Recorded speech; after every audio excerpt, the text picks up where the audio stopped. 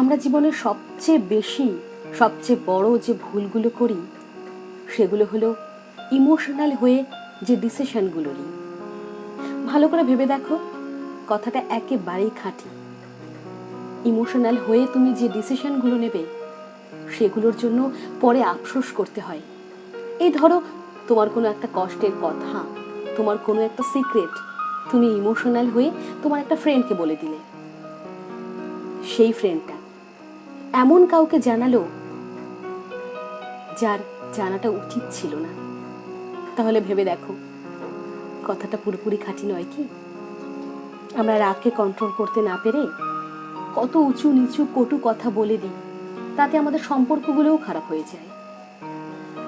Emotional হয়ে যে ডিসিশনগুলো নেবে সেগুলো বেশিরভাগটাই তোমার জীবনে ক্ষতি হয়ে দাঁড়াবে, তোমাকে জীবনে পিছিয়ে দেবে।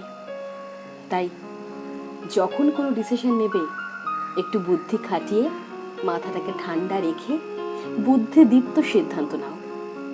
ইমোশনাল ডিসিশন নয়। আবেগ মানুষকে শুধু পিছিয়েই আনতে পারে। সামনে এগোতে গেলে বুদ্ধির দরকার হয়, আবেগ নয়।